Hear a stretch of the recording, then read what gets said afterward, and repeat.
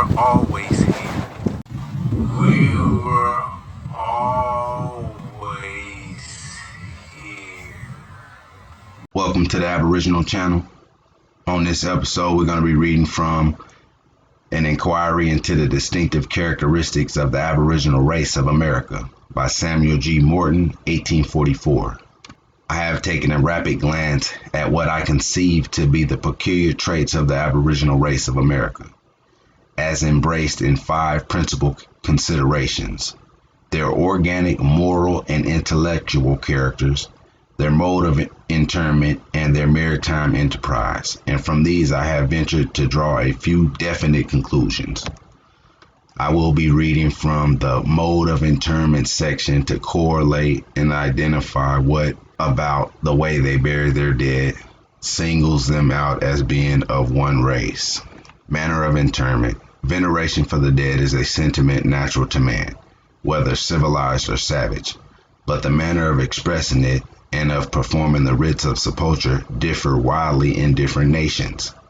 No offense excites greater exasperation in the breast of the Indian than the violation of the graves of his people, and he has even been known to disinter the bones of his ancestors and bear them with him to a great distance when circumstances have compelled him to make a permanent change of residence.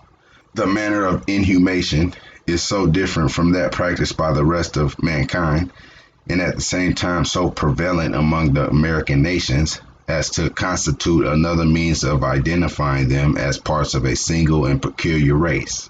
Pause. The manner of inhumation means the manner in which they bury their dead. And it says it's so different from that's practiced by the rest of mankind, and at the same time so prevalent among the American nations as to constitute another means of identifying them as parts of a single and peculiar race. This practice consists in burying the dead in the sitting posture, the legs being flexed against the abdomen, the arms also bent, and the chin supported on the palms of the hand. The natives of Patagonia, Brazil, and Guyana, the Insular and other Caribs, the Florida tribes, the great chain of Lenape nations, the inhabitants of both sides of the Rocky Mountains, and those also of Canada and the vast northwestern region, also confirm with occasional exceptions to this conventional rite. So also with the demi-civilized communities from the most distant epochs, for the ancient Peruvians, to whom we have already frequently referred, possess this singular usage, as is verified by their numberless remains in the sepulchres of Titicaca. They did not, however, bury their dead, but placed them on the floor of their tombs, seated and sewed up in sacks. The later Peruvians of the Inca race followed the same custom, sometimes inhuming the body, at others placing them in a tower above ground. Garcilaso de la Vega informs us that in the year 1560 he saw 5 embalmed bodies of the royal family. Pause. They had the royal family in South America in the 1500s. All of whom were seated in the Indian manner, with their hands crossed upon their breasts and their heads bent forward.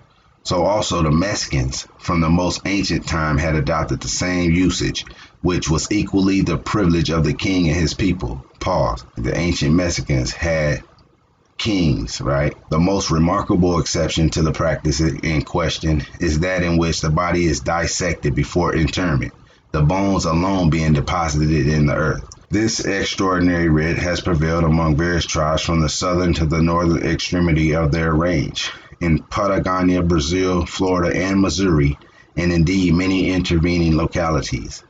But even in these instances, the bones are often retained in their relative position by preserving the ligaments, and then interred in the attitude of a person seated. An example among very many others is recorded by the Baron Humboldt in his visit to a cavern cemetery of the Ultras Indians at the sources of the Orinoco, wherein he found hundreds of skeletons preserved, each in a separate basket, the bones being held together by their natural connections, and the whole disposed in the conventional posture of which we are speaking. I am well aware that this practice has been noticed by some navigators among the Polynesian islands. The instances, however, appear so few as rather to form exceptions to the rule, like those of the Nasamones of northern Africa.